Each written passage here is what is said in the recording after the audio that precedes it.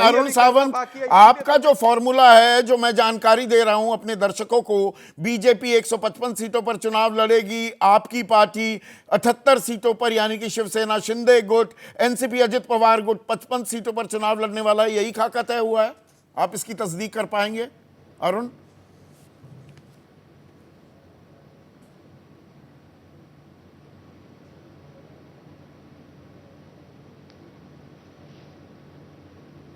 अरुण, आपको आवाज आ रही है? आपसे था सवाल ये। हाँ संदीप जी, आवाज आ गई, आवाज आ गई। हाँ, यस। सवाल दोबारा से रिपीट करना पड़ेगा मुझे लगता है। जो फॉर्मूला हम बता रहे हैं, जो महायुति का 155 बीजेपी, 78 आपकी पार्टी को और 55 एनसीपी अजित पवार, यही फॉर्मूला है? तस्दीक कर पाएंगे इसकी? संदीप जी, सबसे पहले तो आपको नमस्कार और एबीपी के सभी दर्शकों को मेरा नमस्कार।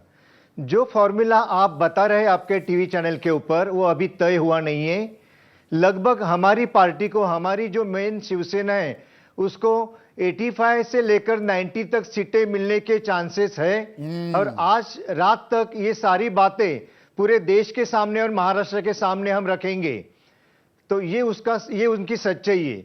दूसरी बात, जिस प्रकार से अभी सप्रा जी ने कहा कि बटेंगे तो कटेंगे, इसके ऊपर उन्होंने कुछ टिप्पणी की, उसी प्रकार से हम सारे, हमारी जो महाविकास आघाड़ी है उनकी, वो सब एक है। इतना सब कहने के बावजूद भी उनको शरद पवार जी के पास बिचौलिया बनाकर जाना पड़ रहा है। नाना पटोले और संजय राउत में हर आए दिन का झगड़ा पूरी दुनिया देख रही है।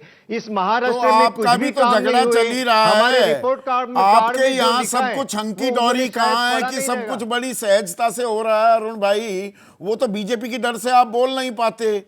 अब ये जो आंकड़ा हम बता रहे हैं 78 सीट, आप खुद कह रहे हैं 90 आप चाहेंगे, आपका फॉर्मूला तो आ जाना चाहिए था अभी तक सामने। 99 सीटों का तो ऐलान कर दिया, उम्मीदवारों की सूची जारी कर दी बीजेपी ने, पर बंटवारे का फॉर्मूला सामने नहीं आया। पहले 99 सीट हमारी महायुति ने डिक्लेयर किया है, बीजेपी ने। हाँ। हमारा भी फॉर्मूला तैयार है, कोई चिंता करने की आवश्यकता नहीं।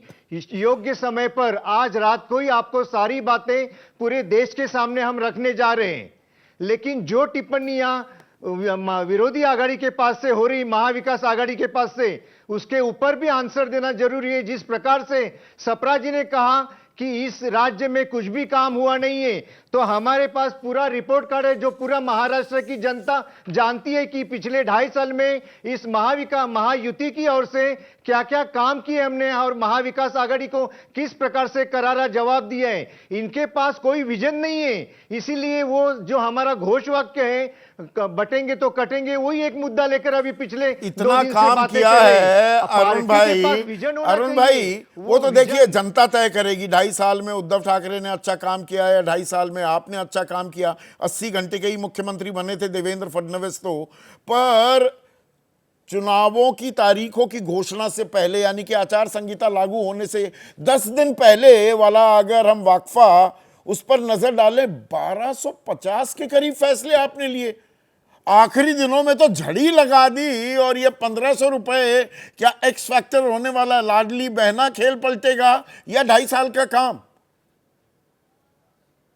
संदीप जी, 2.5 साल में जो हमने काम किए वो, और आखिरी 6 महीनों में अभी मुख्यमंत्री माझी लाड़की बहन ये जो योजना है, ये सभी काम इस महाराष्ट्र के वोटरों के मन में भाए हैं। और इसीलिए सारी जनता हमें चुनकर फिर एक बार आगे आने वाले 5 सालों के लिए फिर से सत्ता की चाबी हमारे हाथ में सौंपने जा रही है।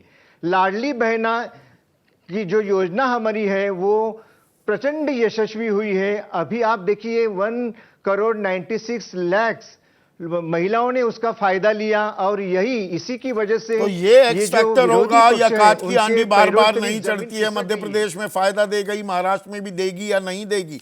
जैसे ही घड़ी का काटा दोपहर 2:30 पे आए, बबीता जी का दिल सास बहू साजिश के लिए मचल जाए। और ये है इनकी बहू, पूरे दिन ऑफिस की टेंशन हो जाए गॉन जब ये करें अपना फेवरेट शो फ्री टाइम पे ऑन। इनकी तरह आप भी देखिए अपना फेवरेट शो अपने टाइम पर, और डाउनलोड कीजिए एबीपी लाइव ऐप अपने स्मार्ट टीवी पर।